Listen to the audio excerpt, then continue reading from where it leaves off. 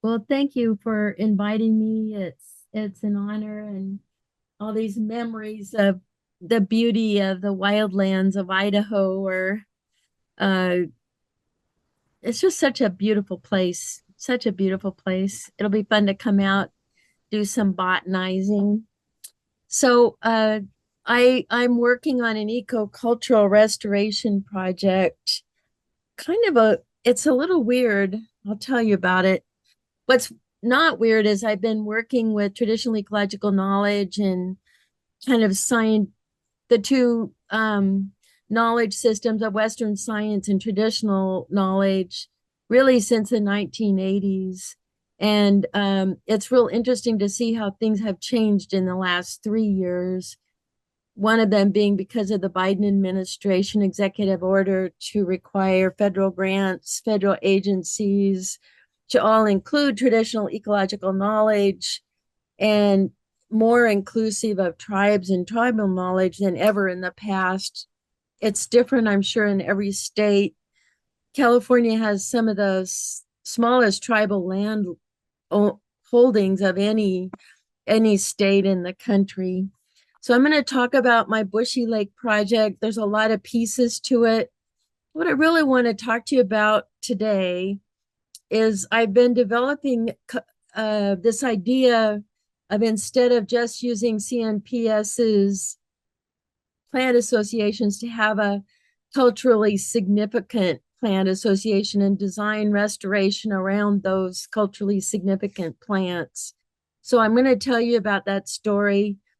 Lexi Von Ehrencrook has been my right-hand woman for 5 years and has graduated and got her master's.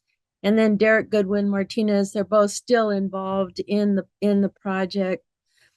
I guess I want to just reflect on one thing is I went back for a doctorate at an older age, and I think I started teaching around my 50s.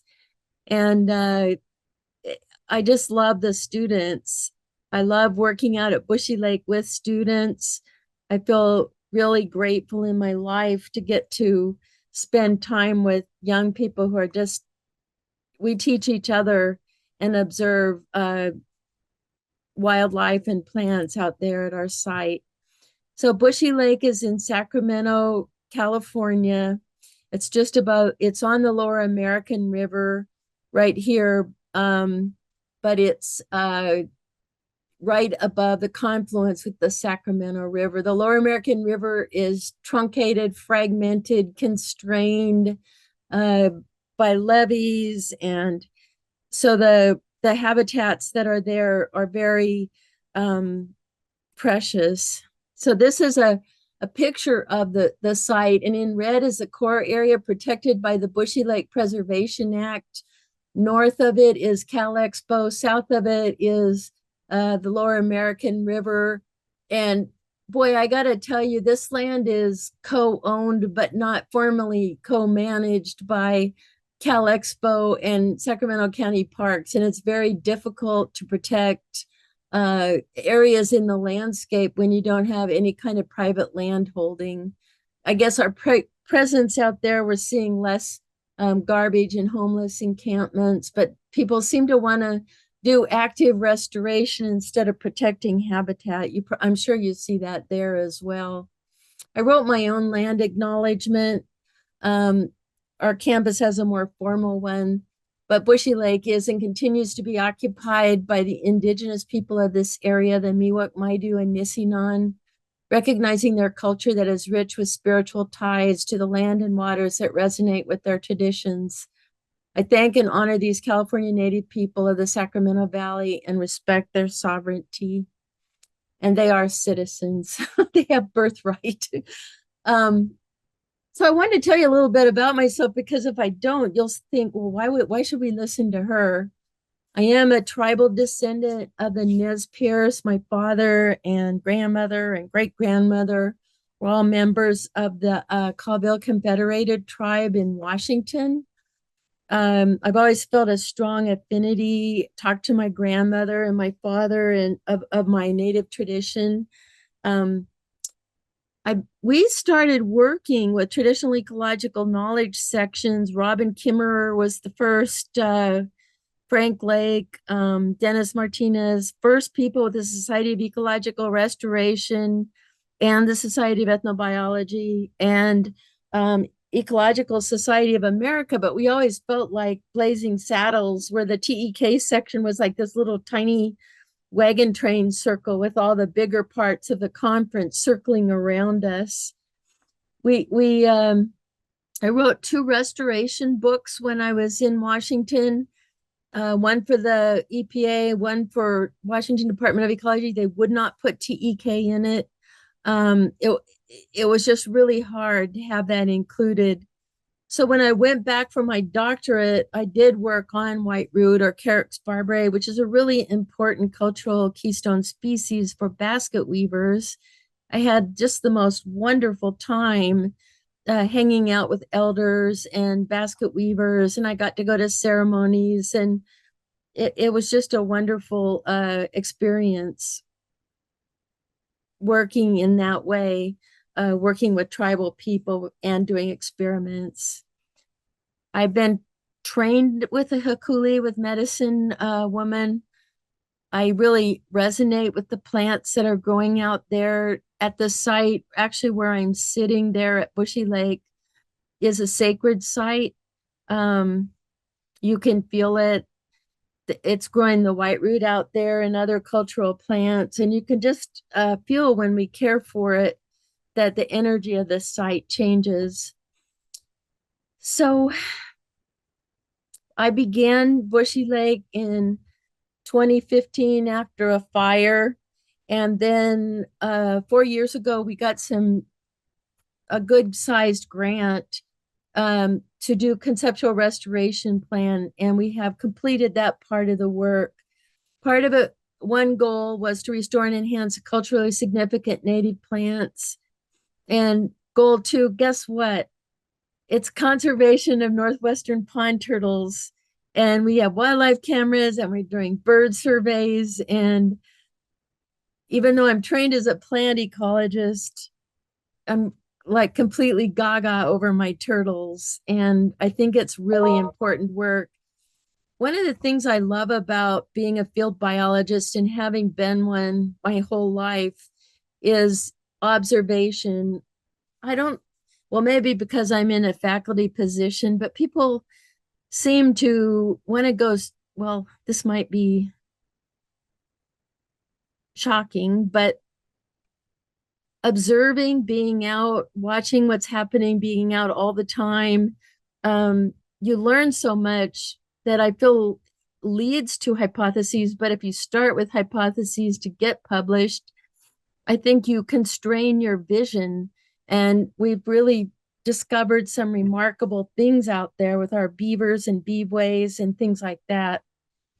And one of the biggest joys, we call ourselves the Awanata Dream Team. Uh, Awanata means turtle, and I have just the greatest students and the most fun with them out there at Bushy Lake over these 10 years. And the big goal is working with tribes to tend and gather and give back this land for co-management, for gathering and tending plants and tending that area. So our project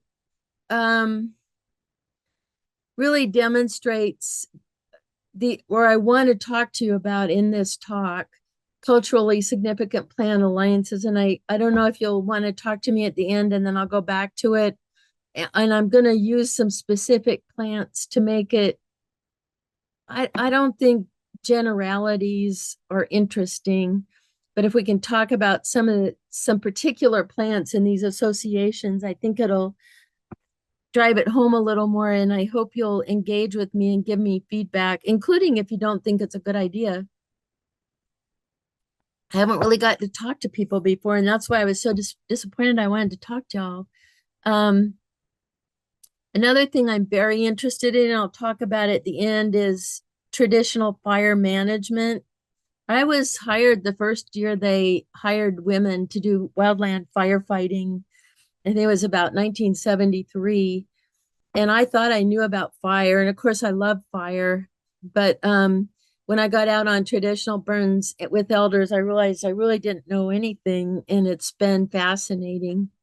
So the plants I'm going to talk to you about in this talk, we're going to talk about whiteroot, mugwort, dogbane, showing Madia, a little bit about tule. We can talk about more plants if you want. I did a postdoc with Kat Anderson, and I have some knowledge, and of course, there's always a lot to learn. So today I'd like your input on the plant associations. And one thing, the way I'm sure in your audience, you have all kinds of background. The standard for restoration, especially in these pretty ruderal, weedy grasslands, is to use a lot of herbicides.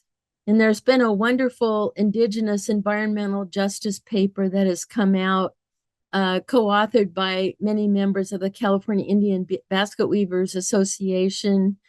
And the point of what I'm trying to do at Bushy Lake is we don't use herbicides and we don't use poisons, because if people are processing materials, food, fiber in their mouths, with their hands, exposure to toxins.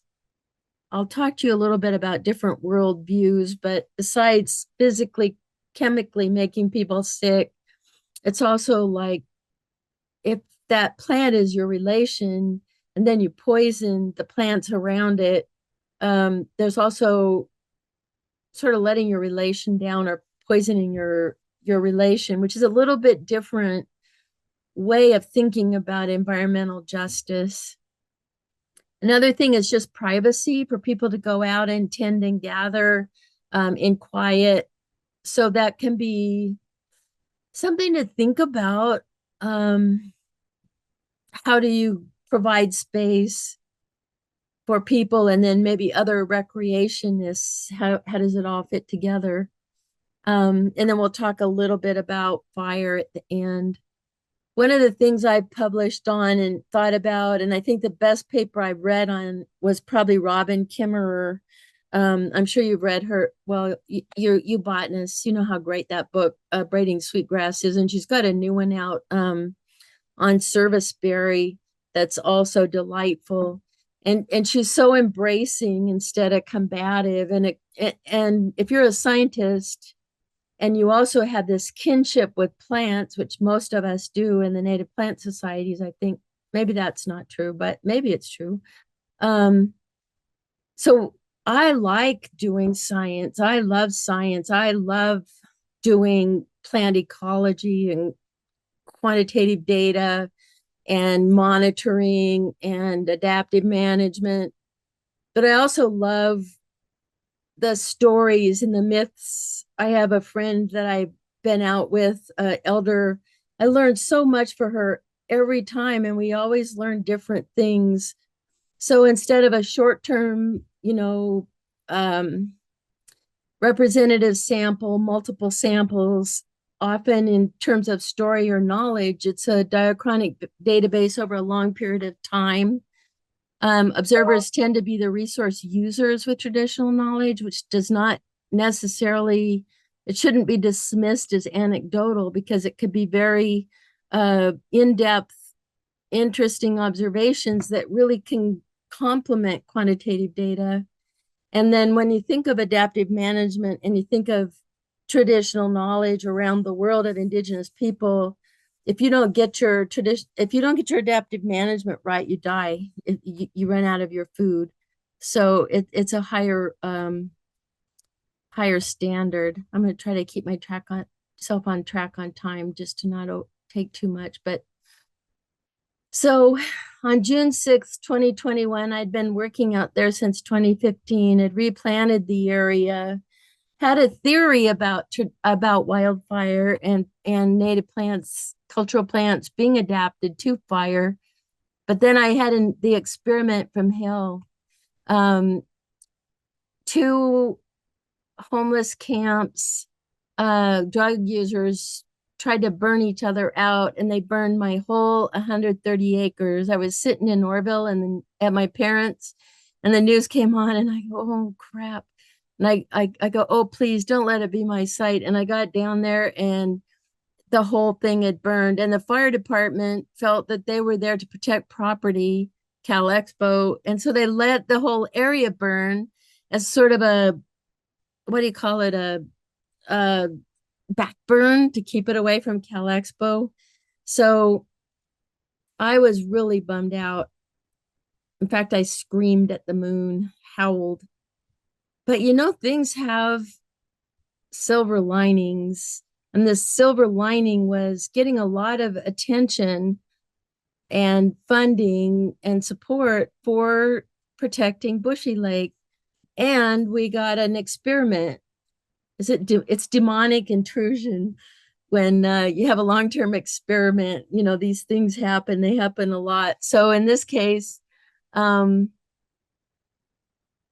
the president called me up. I was in the doctor's office of our university. He goes, "Oh, I'm so sorry about Bushy Lake. I want to give you $10,000." And so things that seemed bad weren't bad. And so we got to test our hypotheses about how resilient these cultural plants are. And so we began sampling their resilience and also other plants that came in. And also we're not testing a pristine reference site. We're testing in a very disturbed, you could call it a novel ecosystem. And it's a wildfire out of season, not a tended fire. So we are testing the resiliency of these plants in a pretty extreme condition. So this whole site on the left is all Elemis. I don't know, those darn botanists. It's either Elemis or Lamus triticales. Every time I look, it seems to be different. Elderberry, gray willow. You guys call it coyote willow. Salix exigua, a really good basket plant. At least I did when I was there. So it just burned. Everything burned. It shows you how it was blackened. So I learned a few things from observation that aren't exactly plants, but they're kind of cool. So I thought you'd like it. First of all, I guess in around 2019, two beavers came in and they started building lodges. I saw the first beaver, and these blue lines are I call them beaveways. They're like canals. They're really deep. They're over 6 feet deep right here and here. And then they created, I do California rapid assessment method. So the wetland really expanded on this wet south side. And I'm sure you're aware of so many studies in Idaho and many states about the beavers creating these wetted areas, which are refuges for other animals and which cause the fire to lay down. So this is where the fire was. And then this beaver area, which is wetted, caused the fire to lay down.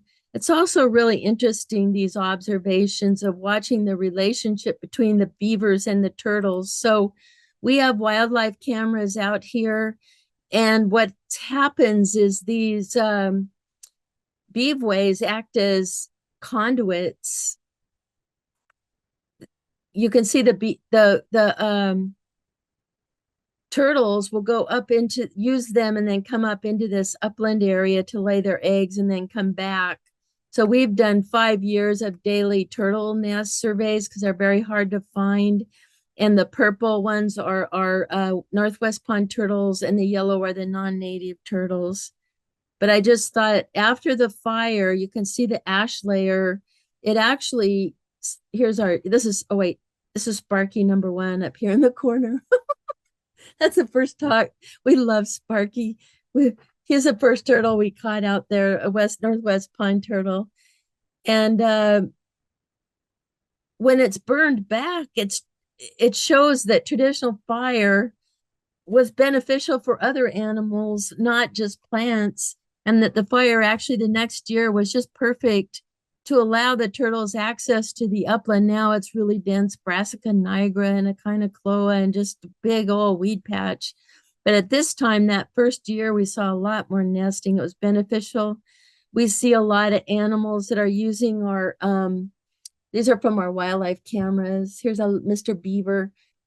They catch them all night long. Those beavers are busy. They just go up and down with with sticks and make their dams. They're already busy this year. So these are some of the culturally significant species that we're working with. I'll tell you a little bit more about them. I'll highlight them individually. So Kachinu is mugwort, Artemisia douglasiana, really important medicine plant in our area. I don't know if you have douglasiana, but I know Artemisia ludoviciana is really important to the Shoshones and Bannocks, and I know in particular as a tea, a woman's medicine. But the white root, elderberry, this is one of our traditional herbalists, sage lapina. So here's what I'm trying to talk to you about. So this is the Vegetation Alliances, just from the Native California Native Plant Society, how we would pretty much map this area. The orange on the right is my in situ restoration area, and that magenta, that's our dogbane patch. The lavender is tules. But let me show you. Here's the alliances with CNPS, and the main ones that are important in particular, the narrowleaf willow, whiteroot, dogbane, tules, bulrush. Those are really important cultural plans. But what I tried to do is do a conceptual restoration plan mapping where we would like to enhance these cultural species for gathering and tending. So the little stripy lines around the lake, we'd like to expand the Carex barbarae, the whiteroot all through there. The dogbane is expanding just from the beavers and our gathering it. The other plants that are in there, like the xanthium, the cocklebur, and as we clip it back, the dogbane is so beautiful. I'll tell you a little bit more about it, but it's very important cultural fiber plant in California. There's just not very many places where it occurs. It used to be far more abundant based on the material culture. So that's what I was trying to do, is just do these. You know what I think I'm going to do? I know this is too much, but what I want to do is go through the argument. And then if you guys talk to me at the end, we can go back to this and we can talk about it a little bit. Or do you think, should I stop right now and should you ask me questions, or should I keep going and explain it a little more and then come back and get your input? Which would be better?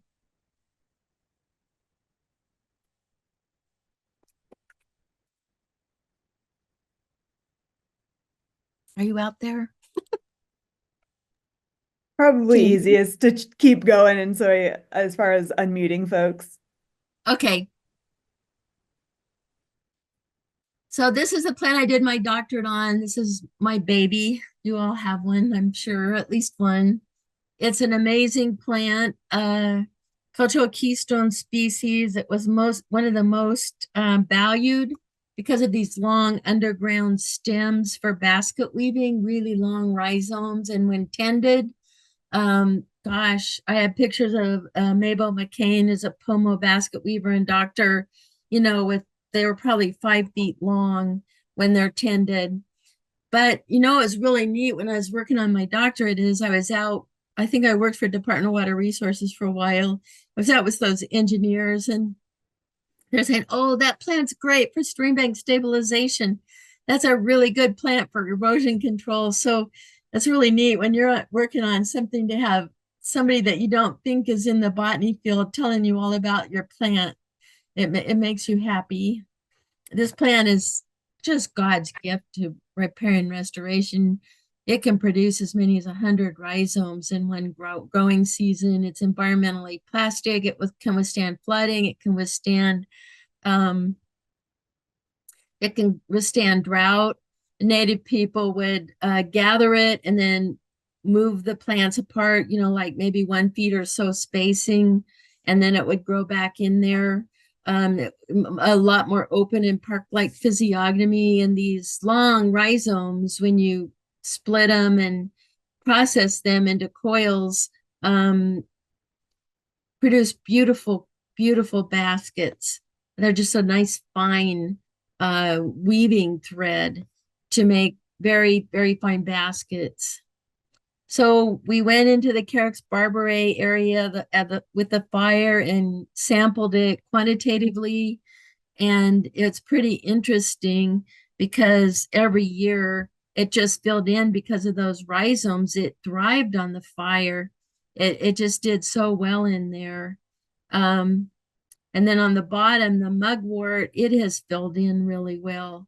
Uh, so on the two areas where we were really sampling these two plants, um, we found in a very short time frame that we got 100% cover really within before probably 18 months. So this is some of the data. I know it's hard to read, sorry about that. But the Carex barbarae just Carex, Artemisia, and Lamus gradually filled into 100% over time, that they just were able, these native plants, to crowd out in the Carex barbarae area 100% by 2023. And it's just a beautiful sight. If you look on the right, now that's a reference condition. That is a beautiful, oh my gosh, that's beautiful. So for our riparian, we've got that Carex barbarae understory. We've got some mugwort in there, some Artemisia douglasiana. We've got elderberry. We've got some beautiful gray willow in there. This is like a cultural smorgasbord, and at the same time being a beautiful riparian area replete with really abundant biodiversity. This is my friend Diana El Menderes, and she works at the Cache Creek Conservancy. So we've been working together to try to bring back fire, and she just teaches me a lot every time we go out there. This is my I call her my hydrometer. She tells me, she's my wetland dog. She tells me how deep the water is. So mugwort, I don't know how many of you are experienced with mugwort, but it's a strong medicine in our area. We see it used at Sweat Lodge, either on the altar before the lodge, within the lodge, in the fire, on traditional funerals of Native people. You know how we often put roses on coffins and people put mugwort. It's smudged around babies and people to keep away bad spirits, to have good dreams, spiritual healing and cleansing. It also has insect repellent properties. So in the granaries for acorns, they'll put that in there to kind of keep bugs out of it. And well, I just wonder what the relationship is between wildlife species and mugwort. If it feels like a good place for shelter and nesting as well. So this is our mugwort, where it increased from completely burned to 99% cover. There's more diversity in there. It used to be a lot more Elamus triticales. We have been planting in there experimentally with my students. This is what I tell people never to do, put in a slide that you can hardly see, but you can see over time that the mugwort increases. Some willow is in the back part, baccharis, rubus ursinus, gum plant does really well out there. Yarrow does really well out there, and the creeping wild rice. So that's just a kind of more mesic riparian grassland that came in pretty quickly. But we also had to do a lot of hand weeding. Bermuda grass is a monster. The Himalayan blackberry, mustard vetch, they really got dense in there. So we had to do an awful lot of hand weeding. But we have public days. I have students. We just keep working out there. I've been spending more time in the dogbane patch. So it's really interesting. The California Indian basket weavers, there's a place in Yosemite, there's a place in Yosemite in Santa Rosa. They wanted to do a development, and that's Pomo country. So that would be like Mabel McKay and those famous basket weavers, Pomo basket weavers, and they drowned out that dogbane patch. There's one, so there's not many of these patches, and this one's expanding.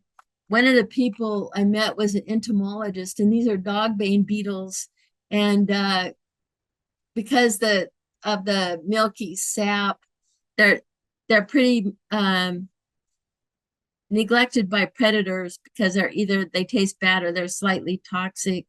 But they're always mating. You just see these groups of two beetles everywhere. They're but busy little bugs out there.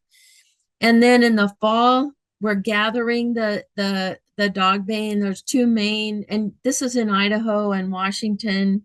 Um, Dogbane is very strong with kind of a red fiber, and the milkweed is more of a silky, silvery fiber. And the amount of dogbane and milkweed that were on the landscape, if you look at the historic record, you look at the amount of the material culture, not only are these absent for pollinators like monarchs in the case of the milkweeds, they've just disappeared from the landscape. So it's just a wonderful site here. And we've got a bunch that we gathered this year. Another plant, we haven't had very good luck with milkweed. Maybe somebody at the end will tell me. We planted some more seeds out there this year again. But the plant that does super well is soaproot. I don't know if you have I don't know if you have this chlorogallum in Idaho, but it's really, really a neat plant. And the underground bulb has hairs around it. So to make the soaproot brush, you cut it in half, and then you take the two sides, which are a brush, and you put them together and then melt down the bulb and put it around it. And if I was there, I would have brought some soaproot brushes to show you. It's a wonderful soap. It was used to stun fish. It's got saponins in it. And a lot of times Native people will put a bulb in their refrigerator. And so if they get into poison oak, they can put the goo from the bulb in it, and it helps treat the soaproot, the poison oak, keep the rash from getting too bad. But one thing, I've got one in my yard, a soaproot that's probably, oh my gosh, I bet it minimum 6 feet, but I think it's like maybe 7 or so, a grandmother soaproot. So these are pretty wonderful, and they sure are resilient in our hot, dry Mediterranean climate.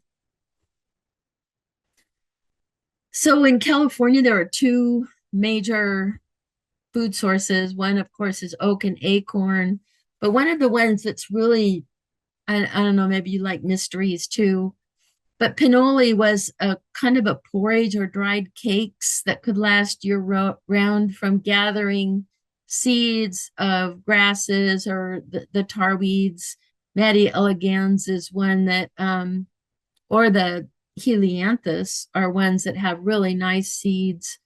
Nobody knows 100% what was in pinole because our grasslands disappeared so quickly when the Spanish came.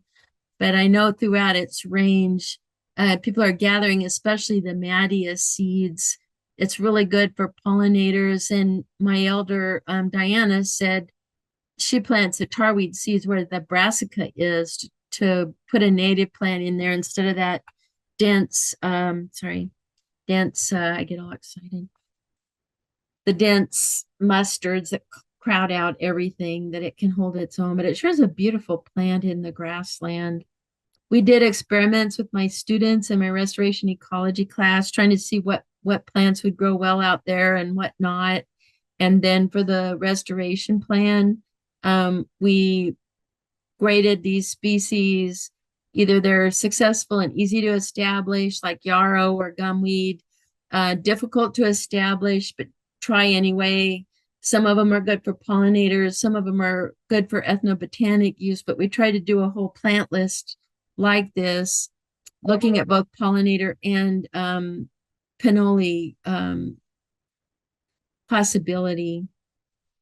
And then the last thing I wanted to talk about is traditional fire. So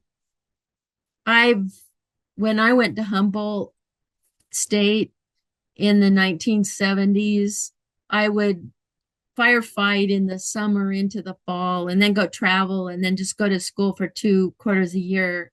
And so I did 7 years of firefighting. I was on helitack, hand crew, and I thought I know something about fire. At least I know about the hierarchy. So it's been really interesting to observe traditional fire and learn about it.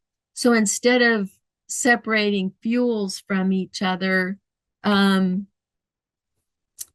it's creating a relationship with individual plants. So I'll walk you through how they and we want to put fire on the land out at Bushy Lake, traditional fire. So this is the Cache Creek Conservancy. You can look it up. There's a tending and gathering garden that's been there for some time. So Diana, who's the fire boss, if you fought fire or know anything about fire, it's really an hierarchical emergency response. So to have an Indian woman elder be the fire boss is amazing. The the native fire crews are all around the edges, and then they have the tanker crews with CAL FIRE on the outside of that. So there's 2 layers of firefighters. The way they do things traditionally is they start the fire with it takes a while with the bow and getting the ash going. And then on the right, what you see is tules. She does burn the cattails and the tules, but we make these bundles. And then that's what we use to convey the fire. In this case, we're not using drip torches. You can see Diana right in the middle of that photograph.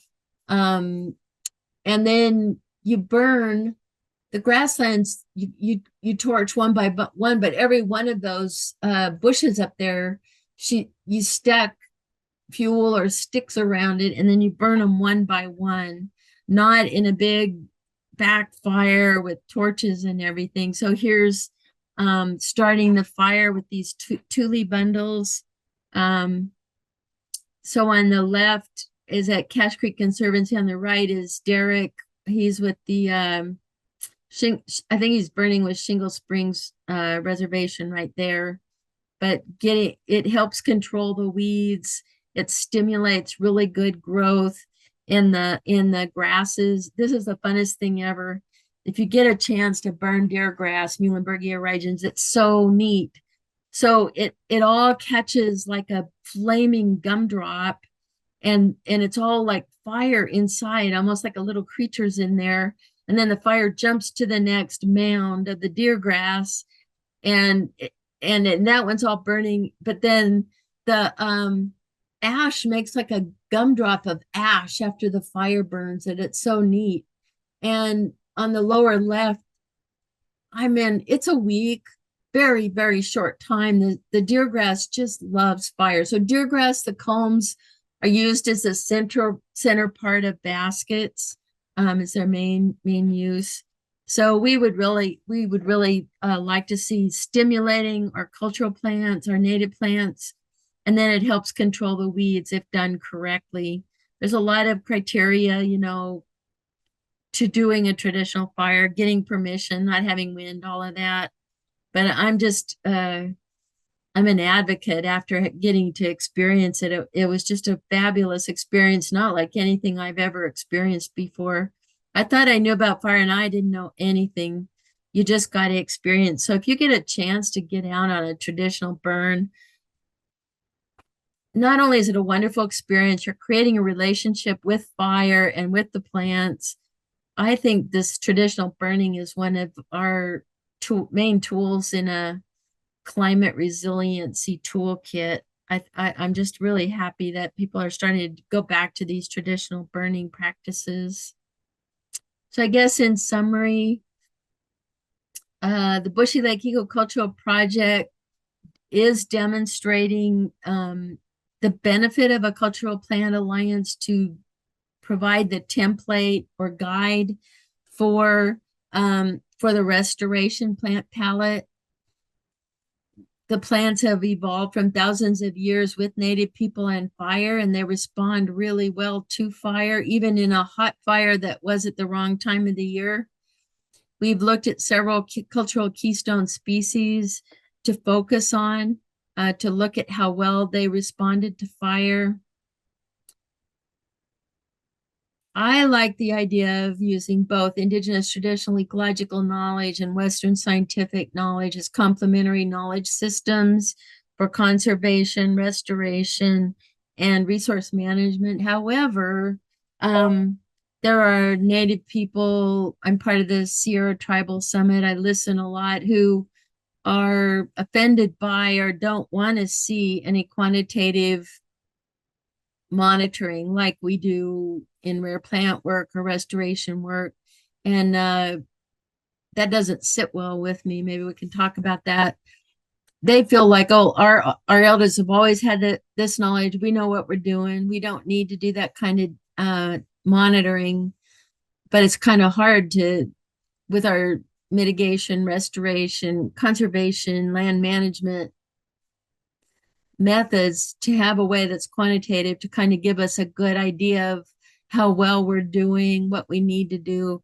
So we're pretty ensconced in a Western scientific method.